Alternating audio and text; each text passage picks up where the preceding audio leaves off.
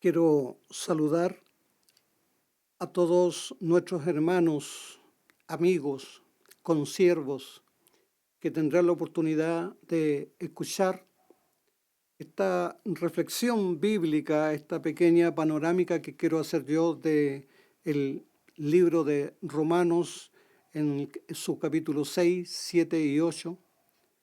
Bueno, pienso que en esta oportunidad solamente podré hablar la primera parte, porque es algo bastante denso y a veces un poco difícil de explicar, pero con un poco de paciencia y también abusando un poco de la benevolencia de ustedes para oír esta palabra, quiero compartir algo de esto porque entiendo que en estos tiempos donde se generan algunas incertidumbres naturales por causa de la condición en que estamos viviendo, donde tenemos más capacidad o más tiempo para pensar y a veces nos sentimos un poco defraudados. Primero nos defraudan las cosas, los acontecimientos y luego nos defrauda nuestra propia vida, tan limitada, con tan pocos alcances. Y por eso he querido compartir esto que vamos a estar viendo en esta hora. También debo decir de que todas estas cosas son cosas aprendidas, no son cosas que yo las he encontrado por mis propios medios, sino que he sido enseñado por hombres de Dios que han tenido esa bendición del cielo de leer más que yo, de estudiar, entre ellos nuestro hermano Gino, hermanos de Argentina, extraordinarios hermanos de la Renovación, el hermano Jorge Mitián, el hermano Ángel Negro, el hermano Kit Benson, y todas esas personas que Dios en su poder, en su gracia, lo estuvo usando durante un largo tiempo para pregonar estas verdades que a veces son no tan conocidas en el pueblo de Dios, no tan difundidas. Por eso que yo encuentro que es de mucho provecho para todos aquellos que estén un poquito decepcionados con su vida espiritual, que entienden de que el Evangelio no puede ser tan limitado como lo estamos viendo en estos días, sino que debe haber algo más profundo, debe haber algo más poderoso. Bueno, a esos va a ir dirigido esta palabra, a los que están molestos consigo mismos. Siempre me acuerdo con un siervo de Dios también que influyó mucho en mi vida para que yo empezara a leer, a estudiar la palabra del Señor, que fue el pastor Darío Salas. Me acuerdo una vez en Brasil, estábamos en el centro, y él andaba en su vehículo y nos fuimos de regreso a casa y de repente al salir del centro había una autopista con una cantidad de rutas para tomar, una para allá, otra para acá, unas vueltas, como son las grandes ciudades que tienen, ¿no es cierto?, que encadenan unas gigantescas autopistas con un sinnúmero de pistas. Y yo le pregunto a él, oiga, ¿y cómo hizo para aprenderse esta salida? Y él me dijo, de tanto perderme. Bueno, es lo que yo les voy a decir ahora. ¿Cómo hice yo para llegar o para aprender todo esto que voy a comunicarles? De tanto decepcionarme de mí mismo, de tan limitado que me encuentro en muchas ocasiones, eso me hace ver algo más y creer que el Evangelio tiene cosas para nosotros, espectaculares, extraordinarias. Quise tomar estos tres capítulos, el 6, el 7 y el 8, porque estos son capítulos inseparables, puesto que en ellos está, ¿no es cierto?, todo el contenido y el fundamento de la vida cristiana. Y en la medida que podamos comprender estos capítulos, va a ser la medida que la vida cristiana para nosotros va a ser una vida de plenitud, una vida de gozo, una vida de alegría, donde nuestros conflictos espirituales y esas dualidades que se presentan a veces en nuestra vida cristiana, de que muchas veces en la iglesia somos tremendamente espirituales, pero en la casa no somos tan espirituales, y a veces en el trabajo menos todavía. Esas cosas se van a resolver. Aún los mandamientos del Señor encuentran una solución más fácil cuando uno entiende lo que es la vida del Espíritu, porque en eso voy a centrar este tema, en la vida del Espíritu. ¿Qué es la vida del Espíritu? Cuando las personas que andan en el Espíritu, obviamente que para ellos esta vida y estos mandamientos se desarrollan en forma natural. Amar al prójimo, eso es natural, no es algo que tú lo tienes que practicar, no es algo, me refiero a practicarlo como para que se impregne en nosotros. No, te sale del corazón, del alma. Es un fruto que va a salir natural. El perdonar va a salir natural. No vamos a hacer esos esfuerzos con los dientes apretados y vamos a ir a preguntar, como dijo Pedro, bueno, Señor, ¿cuántas veces he de perdonar a mi hermano? Como querían decir, ya está llegando al límite. Entonces, todas esas cosas encuentran solución natural cuando nosotros andamos en el Espíritu. El Evangelio no será una carga, será un deleite. Nos deleitaremos en el Señor. Y para eso tenemos que entender lo que el Señor dice y a lo que se refiere la palabra del Señor cuando habla de la espiritualidad. Si no lo entendemos, obviamente vamos a ser tremendamente defraudados, porque nos vamos a encontrar viviendo una vida bien distinta a lo que encontramos en la palabra del Señor. Y ahí vamos a caer en eso que caían generalmente los fariseos, en enseñar cosas muy correctas, pero ellos no las practicaban. Por eso que el Señor llegó a decirle, mire, hagan todo lo que ellos dicen, pero no hagan lo que ellos hacen. De hecho, a veces es tan contradictoria nuestra vida que cuando nos encontramos con eso, o cuando miramos como Pablo decía, imítenme a mí, como yo imito al Señor. Nosotros no podemos decir eso, nosotros decimos, mire, mejor mire al Señor, no me mire a mí, mire al Señor. Y la verdad de las cosas es que si nosotros nos reflejamos a Cristo, ¿dónde podrán ver a Cristo las personas? Si nosotros estamos puestos para eso. Si nosotros no lo reflejamos, vamos a tener que hacer una severa corrección en nuestra vida, porque esa es la razón por la que el Señor nos dejó acá en la tierra, para que lo pudiéramos reflejar de verdad a Él. Entonces, no es cuestión de que yo me haga un lado y que lo vean a Él. No. Tienen que verlo a Él, pero tienen que verlo en mi vida, porque esa es la forma.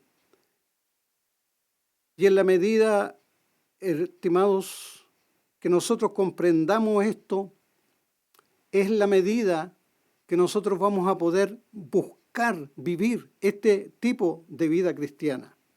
Fíjese que el Señor dijo, lo que es nacido de la carne, carne es. O sea, la carne va a ser muy difícil, imposible, que nosotros la podamos transformar. Y es por eso que a veces nosotros nos damos cuenta de esa mediocridad nuestra. Y yo les estoy hablando esto porque de verdad se lucha con esto. O sea, yo les digo, he luchado, lucho todavía. Y por eso les comparto, para que no se desalienten. Primero vamos a ver esos temas que son importantes en nuestra vida. Fíjense que este escritor a los Romanos, en los primeros capítulos, él hace un diagnóstico de los seres humanos. Él analiza ¿no es cierto?, a todos los seres humanos y a todos los coloca bajo pecado. Y lo que llega a decir de ellos es que no hay justo ni aun uno. Esa es nuestra naturaleza caída. Nuestra naturaleza caída es una naturaleza que no tiene remedio, que no puede mejorarse, que no puede parcharse. No hay forma de componerla. Incluso se refiere a los judíos, que ellos decían, bueno, nosotros sí somos mejores que los gentiles, sí, nosotros tenemos la ley. Y él les dijo, no, ustedes también están bajo pecado porque no pueden cumplir la ley. Los que pecan sin ley perecerán. Y los que pecan con ley, por la ley serán juzgados.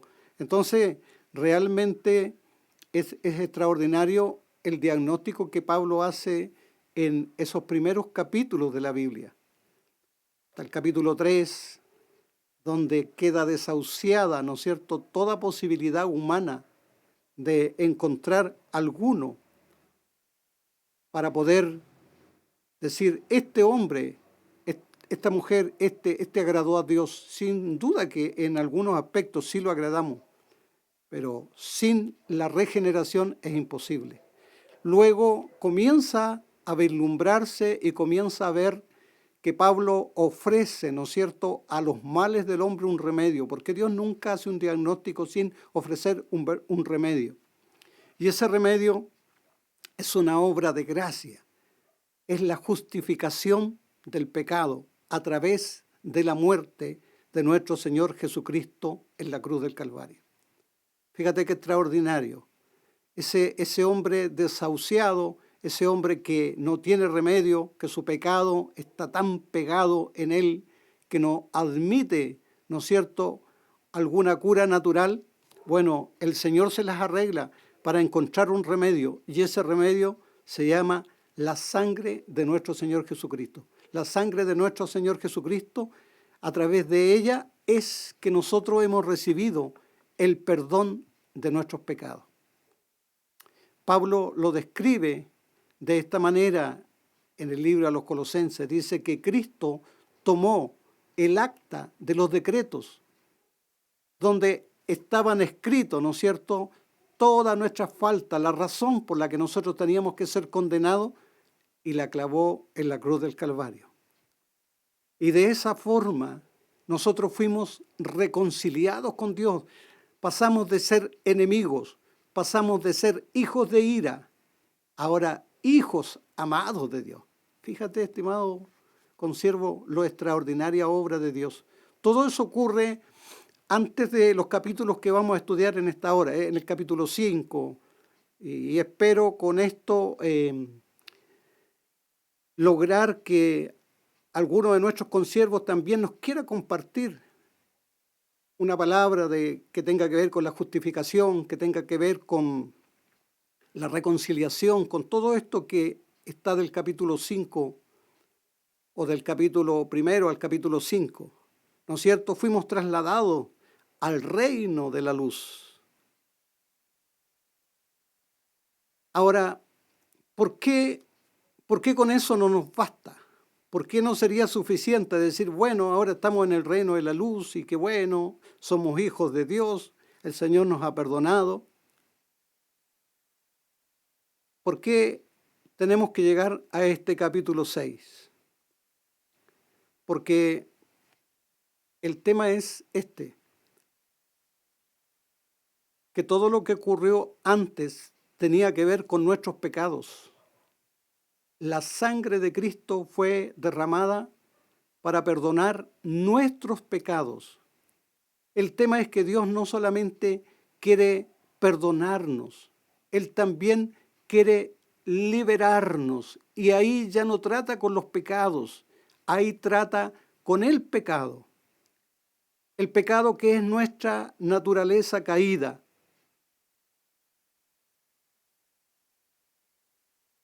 Cuya naturaleza el Señor se viste de ella, se viste de nuestra naturaleza, para de esa manera hacer la más grande de todas las provisiones para nosotros a través de su muerte, a través de destruir esa naturaleza. Cristo, estimados hermanos, consiervos, amigos que van a escuchar este mensaje, lo que hace en su encarnación, toma esta naturaleza, primero la humilla, como nadie la humilló, y la lleva a una absoluta obediencia al Padre, porque muchas veces nosotros pensamos que la obra de Cristo se realizó solamente en la cruz. No, la obra de Cristo se realizó durante toda su vida en esta tierra. Si Él hubiese cometido una torpeza en algún recodo del camino, su sacrificio ya no habría sido un sacrificio santo, puro.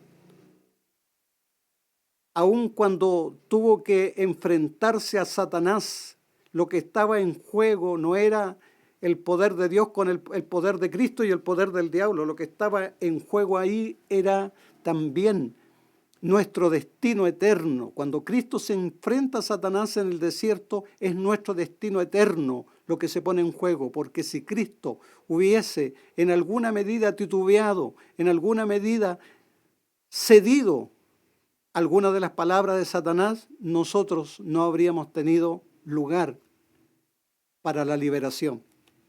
Así que en la cruz del Calvario, en la cruz de Cristo, nosotros encontramos que ahí fuimos nosotros, hermanos, desatados de las cadenas con que Satanás nos tenía atados. Ahí fuimos liberados para que podamos vencer las tentaciones. Fuimos liberados del pecado, fuimos liberados de la carne y del mundo. Toda esta provisión la da Dios Padre para hacer de nosotros una iglesia victoriosa.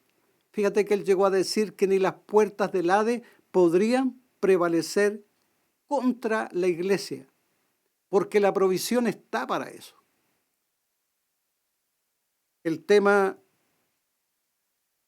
que a veces nosotros nos preguntamos, bueno, ¿y qué pasa o qué ha pasado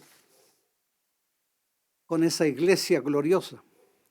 ¿Por qué nosotros no somos aquellos hombres triunfantes, aquellos hombres victoriosos?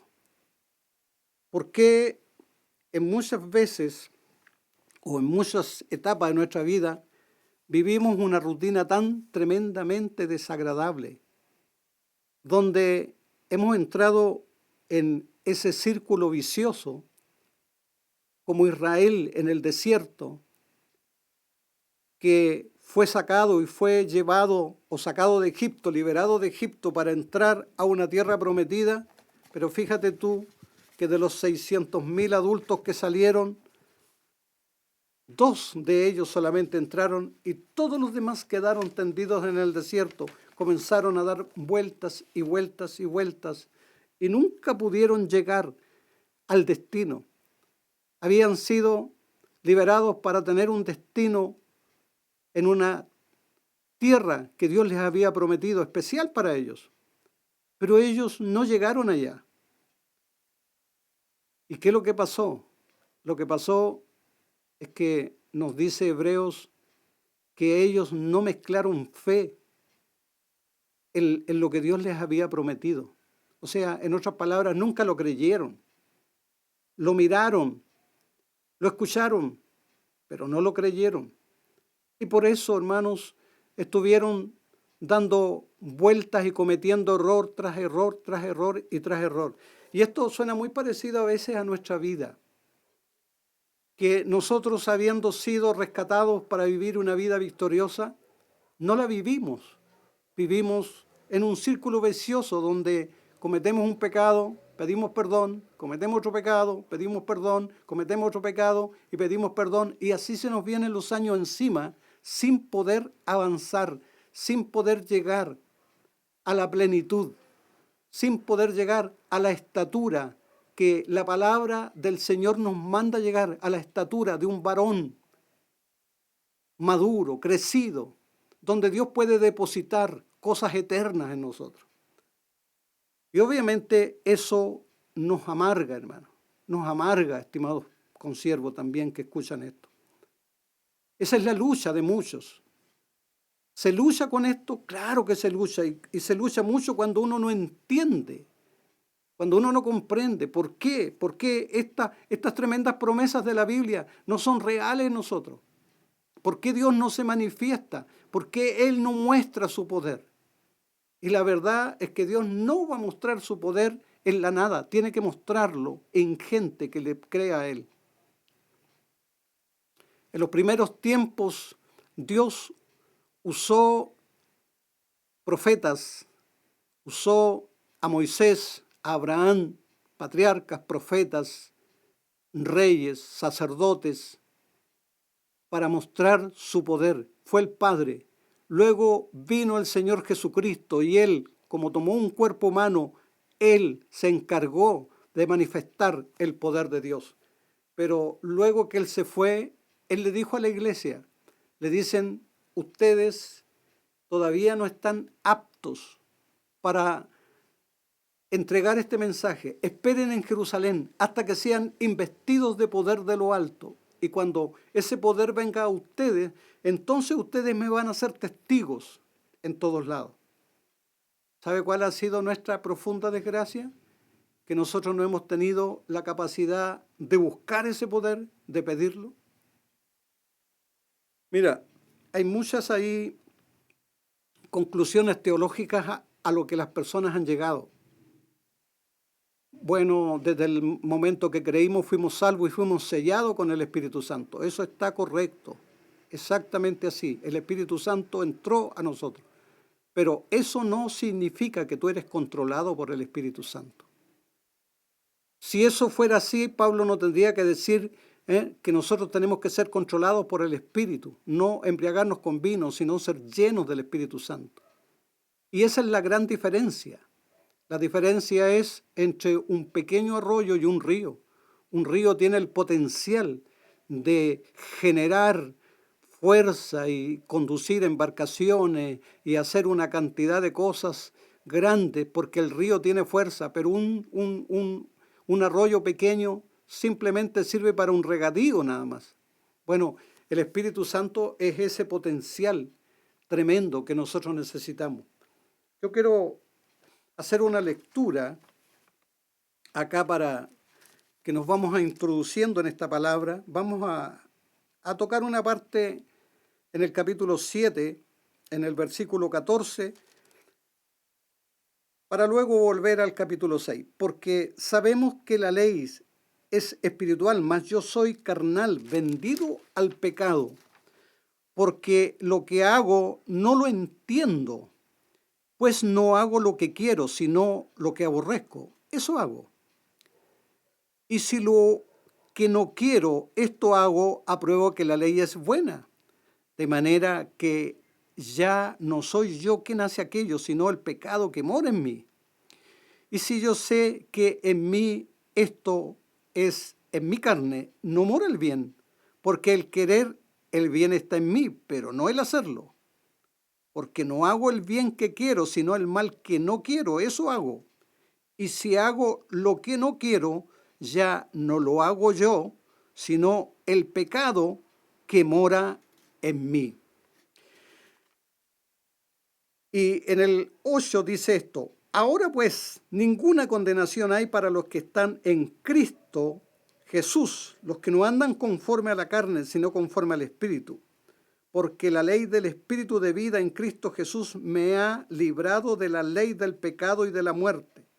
Porque lo que era imposible para la ley, por cuanto era débil por la carne, Dios enviando a su Hijo en semejanza de carne, de pecado, a causa del pecado, condenó al pecado en la carne. Para que la justicia de la ley se cumpliese en nosotros, que no andamos conforme a la carne, sino conforme al Espíritu.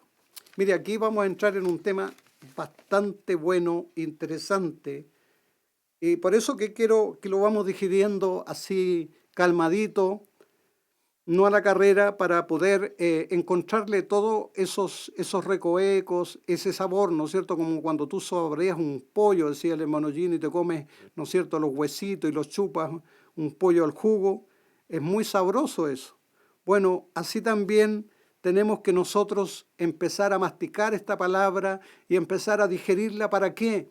Para que de aquí brote la luz que va a ser la transformación. Mira, yo no espero que después que ustedes escuchen digan, ¡oh, qué lindo mensaje! No me interesa eso. ¿Sabe lo que me interesa? Es que nos ayude a ser verdaderamente personas diferentes. Si no cumple ese objetivo, esto que estoy enseñando no ha servido para nada. No es para que alguien pueda, ¿no es cierto?, elogiar.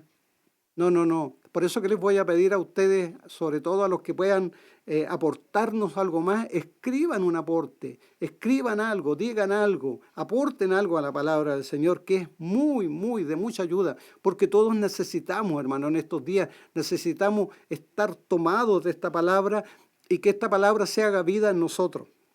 Fíjate que en estos textos que he leído nosotros podemos percibir de que hay tres tipos de personas para que podamos un poco encasillar y podamos entender, hermanos, estos sucesos, estos acontecimientos. Primero está el hombre natural, el hombre carnal, totalmente natural, sin Cristo en el corazón. Bueno, ese personaje, hermanos, es un personaje al cual el pecado no le genera ningún conflicto. Él no se encuentra con problema para pecar. Decía un predicador, cuando un ladrón se roba la primera gallina, tiembla. Cuando se roba la segunda, ya va mucho más tranquilo. Cuando va por tercera vez, vuelve a temblar, pero es porque no se puede llevar todo lo que hay en el gallinero, porque ya, ¿no es cierto?, su conciencia se cauterizó. Obviamente que la conciencia a todo ser humano le va a molestar en el comienzo, pero de ahí Dios no tiene otra forma de frenarlo. Entonces las personas que no quieren al Señor, fíjate tú que se empiezan a correr de la luz. El Señor lo dice de esta manera: ellos amaron más las tinieblas que la luz. Y estos personajes, obviamente que no están incluidos en este conflicto, eso están metidos ahí en los primeros capítulos de Romanos. No tienen que ver con lo que estamos estudiando acá. Lo que estamos estudiando acá es exclusivamente para gente que ya quiere llevar una vida distinta. Así que el que ama más las tinieblas que la luz nunca va a estar de acuerdo con un mensaje del Señor. Pues yo me ha tocado tanto escuchar, porque como me gusta oír personas, análisis, y de repente cuando alguien a veces aparece con algo de la Biblia, los veo cómo se incomodan, cómo pretenden evadir eso o cómo quieren ridiculizar lo que es de Dios, ¿no es cierto? Pero ese es el de afuera, ese no es mi preocupación en esta hora. A ese hay que evangelizarlo y dejar que, ¿no es cierto?, que la palabra del Señor pueda encontrar un lugar en su corazón. Yo me quiero más bien abocar por el segundo tipo de persona. ¿Cuál es el segundo tipo de persona? Ese que no quiere pecar, pero que peca. Esa persona, hermano, que se siente tremendamente incómodo porque le gustaría agradar a Dios en todo, pero hay algo que lo controla y que no lo deja ser un verdadero cristiano. Oiga, y en este estado yo creo que es donde se han probado todos los grandes intentos habidos y por haber para poder deshacerse de esa condición. Sobre todo cuando hay esos pecados medios molestosos, medios feos, que no nos gustaría publicar, porque nosotros somos bien expertos en publicar a veces cosas bonitas, pero no nos acusamos a nosotros mismos. Entonces, ¿qué hacemos frente a eso?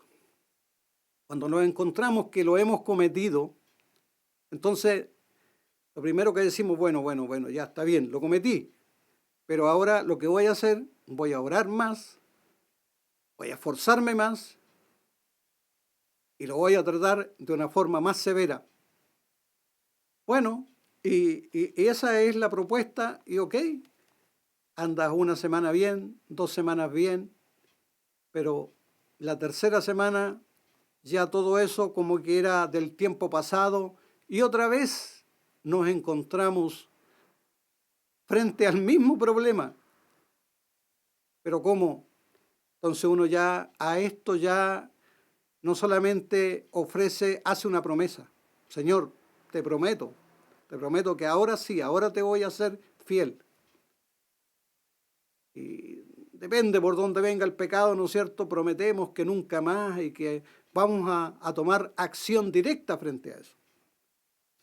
El problema es que esas cosas, hermanos, vuelven a suceder y vuelven a suceder y parece que nada cambia. Y por más que tú le agregues promesa, contaba un hermano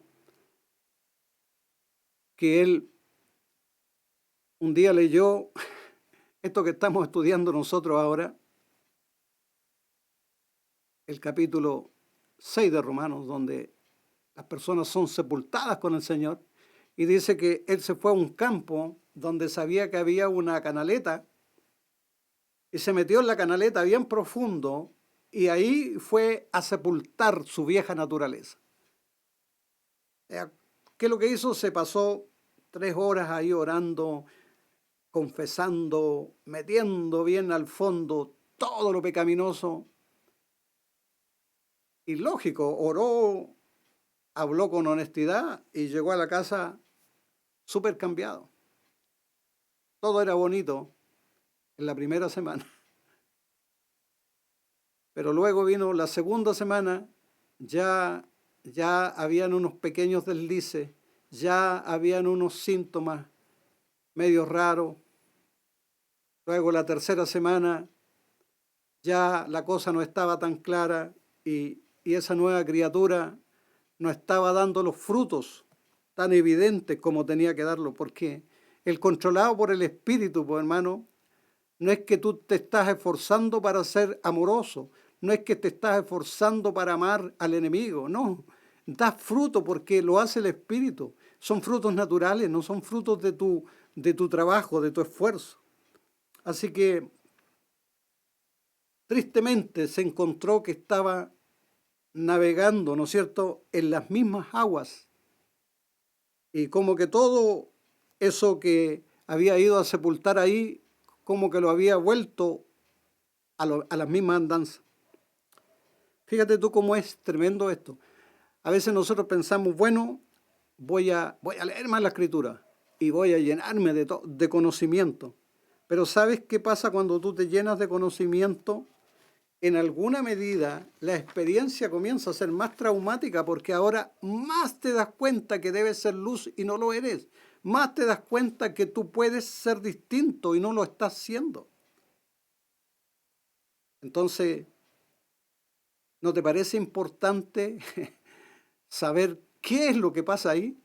¿Cómo podemos nosotros realmente despojarnos de la vieja criatura, del miserable, como dijo Romano, como dice Pablo ahí en el capítulo 7, de ese miserable que nos abofetea, que nos deja en vergüenza y que por más que a veces prometemos, voy a tratar bien a mi esposa, no me voy a enojar, voy a actuar bien, no voy a contestar mal, pero no lo logramos.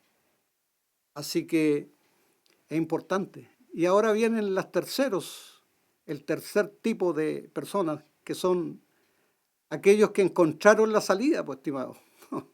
Porque aunque parece imposible, hay salida. Aquellos que pueden decir, todo lo puedo en Cristo que me fortalece. Fíjate qué especial eso, qué extraordinario. Que puede decir como Pablo, con Cristo estoy yo juntamente crucificado.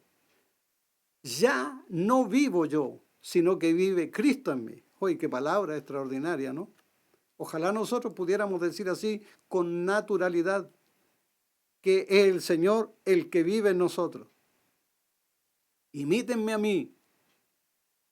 No le dijo, no miren al Señor nomás, no me miren a mí. Imítenme a mí, tal como yo imito o tal como yo vivo en el Señor. Bueno, estimados consiervos, esto es una introducción. Esto no es el mensaje, es simplemente una introducción larga para que ustedes puedan entender que es necesario estudiar estos capítulos. Y de ahora vamos a empezar a analizar. Probablemente no voy a desarrollar ningún tema ahora porque ya la hora se avanzó. Pero por lo menos voy a dejar, ¿no es cierto?, encaminado algo. ¿Qué es vivir en la carne? ¿Y qué es vivir en el espíritu? Es buenísima pregunta eso.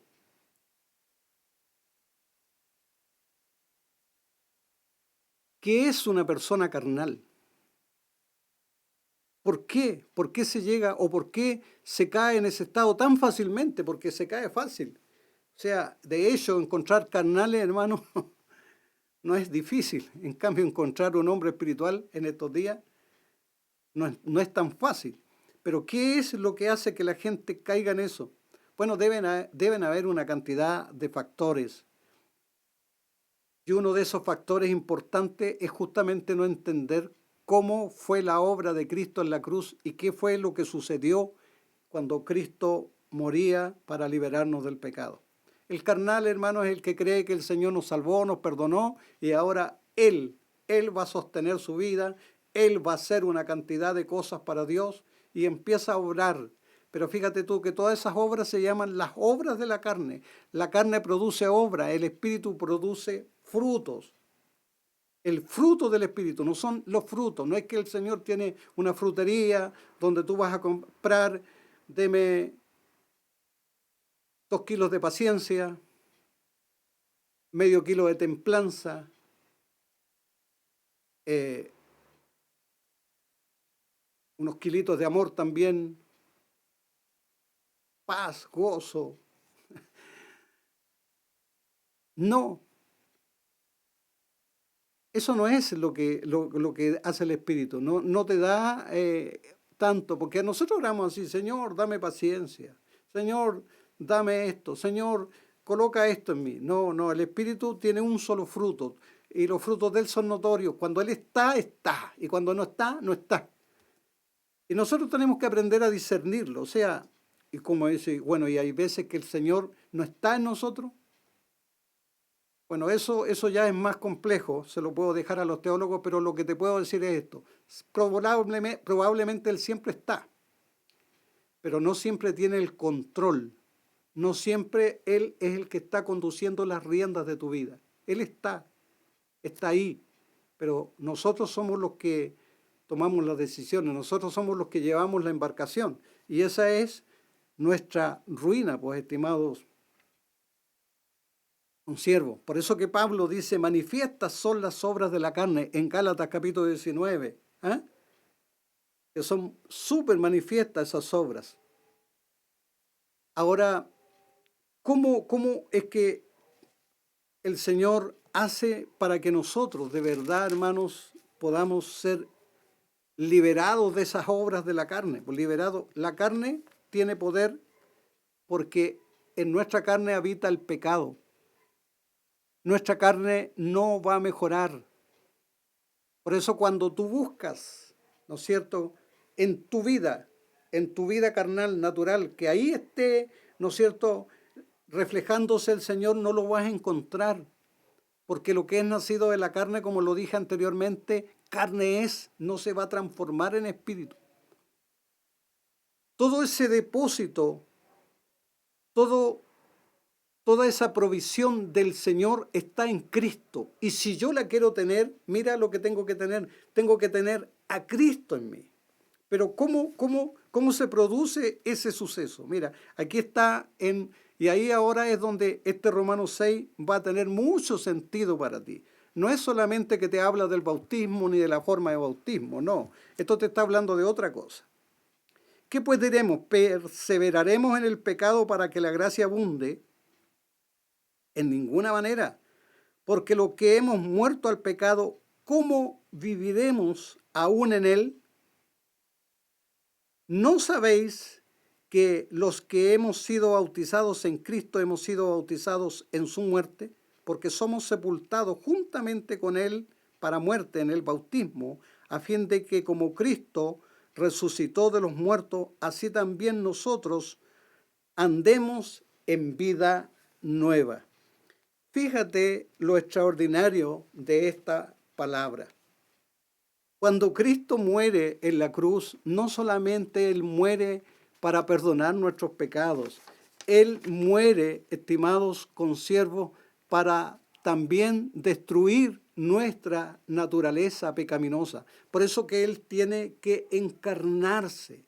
Por eso que Él tiene que tomar un cuerpo semejante al nuestro. No servía que Él hubiese sido un ángel, ¿no es cierto?, disfrazado de humano. No servía otra condición que no fuera la condición humana, verdadera humana. Por eso que Él se hizo llamar el Hijo del Hombre, porque estaba en representación del hombre. Y en esa representación Él tomó este cuerpo natural de pecado nuestro, encerró todos los pecados de los seres humanos en su carne, y no solamente destruyó o no solamente perdonó todos los pecados, sino que destruyó la naturaleza pecaminosa. Mira, en Cristo Jesús se agotó todo el castigo por el pecado.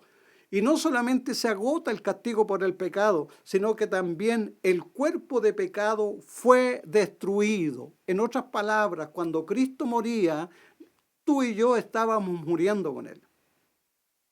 Nosotros fuimos incluidos en ese cuerpo, tal como fuimos incluidos en el pecado de Adán. Y sin nosotros haber tenido pecado original, nacemos en pecado. Bueno, de la misma forma, cuando Cristo estaba muriendo, nosotros estábamos muriendo con Él. Él murió por nuestros pecados. Y por eso que nosotros debemos saber que ahora cuando Cristo resucita, hermanos, lo que resucita es una nueva criatura, es una criatura nacida de la justicia y la santidad de la verdad. Es una criatura nueva donde todas las fuerzas del diablo no lo van a poder destruir ni lo van a poder tocar si es que permanece en ese nuevo nacimiento, en esa nueva vida. Esa vida es la vida del Espíritu, eso es el andar en el Espíritu.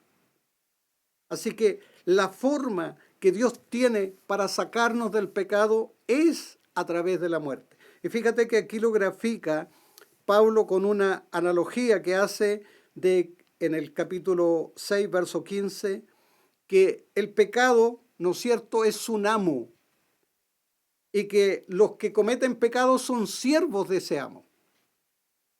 Y ese amo tiene poder sobre el pecador.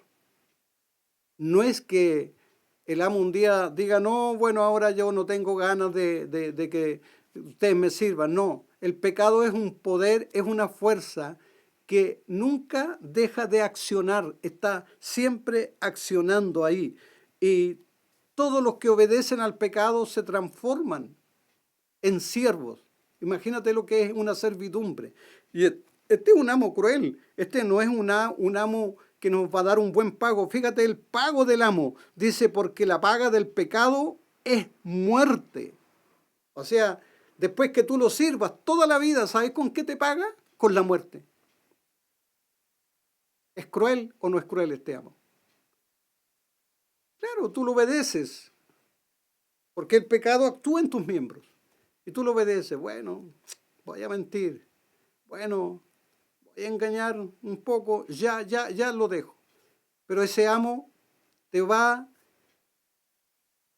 controlando, controlando, controlando y controlando, hasta que llegas a una condición desesperada, como llega Pablo en el capítulo 7, donde su cuerpo se transforma en un cuerpo de muerte. Esta analogía la hace Pablo de un rey que se llamaba el rey Atolino. El rey Atolino tomaba a los muertos, a un muerto, y lo envolvía en algún condenado que estaba vivo.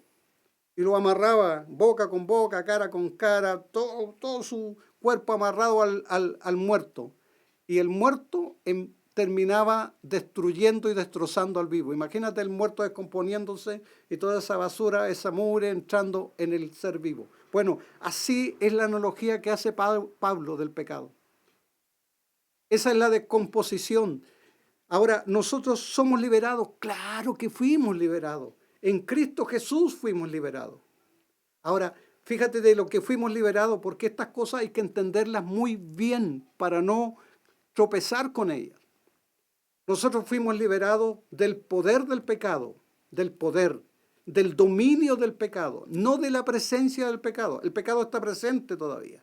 Tú lo puedes ver por todos lados, pero el pecado no te va a dominar más. ¿Por qué? Porque tú ahora estás en Cristo. Por eso que esto tienes que saberlo, tienes que repetírtelo a ti mismo y tienes que creerlo de todo corazón, porque el Evangelio es por fe y para fe. No es que tú vas a comenzar a sentir que de repente eres el hombre increíble, que vas a romper todo y que ahora sí. No, no. Es una lucha de todos los días. Todos los días muero, dijo el apóstol Pablo. Hay que negarse a sí mismo y creer que el Señor ya nos liberó y que el pecado cuando venga a golpear la puerta, ¿no es cierto?, encuentre que ya el inquilino no está, ya el siervo no está vivo, está muerto. Por más que lo toque, lo mueva, lo sacude, el siervo no responde, se murió. Fíjate que la única liberación que tenía un siervo era la muerte. En muchos de los siervos de los romanos, de todo, la liberación de ellos era la muerte, no había otra liberación. Por eso cuando ellos peleaban a muerte, porque era la vida o los mataban. Pero el Señor, hermanos, a través de su propio sacrificio nos sacó de esa servidumbre. Y Él destruye en el cuerpo de Él, no en tu cuerpo, destruye al cuerpo de pecado. Para que ahora nosotros andemos en una vida nueva, en una vida diferente, en una vida distinta. Bueno, eso es lo que vamos a ir estudiando y vamos a ir profundizando. Esto es una panorámica que estoy haciendo. Y vamos a seguir profundizando este tema. Creo que va a ser de mucha ayuda, de mucha bendición, porque luego tú vas a ver que el Señor lo hizo todo y lo que nosotros tenemos que hacer ahora es, ¿no es cierto?, es vernos en Cristo. Es poner, ¿no es cierto?, creer a esa posición que el Señor nos ha puesto y no descender a combatirle al diablo, porque el diablo ya Cristo lo derrotó.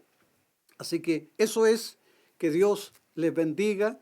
Vamos a seguir con este tema. Dejé solamente para que ustedes lo saboreen un poco y luego vamos a seguir profundizando en él. Padre, muchas gracias, porque tu palabra es infinitamente poderosa, infinitamente grande, Señor. Por eso que Pablo decía, oh profundidad de profundidades, ¿quién podrá comprender todos estos tremendos misterios, Señor? Y gracias porque han habido siervos tuyos, Señor, a los cuales tú te has revelado, personas que nos han bendecido con su enseñanza, mi Dios. Gracias por ellos. Bendice, Señor amado, todo lo que he hablado. Toca, Señor, y haz que alguien pueda escalar un poco más, alguien pueda comprender un poco más. Te lo ruego y te lo pido en el nombre de Jesús. Amén y amén.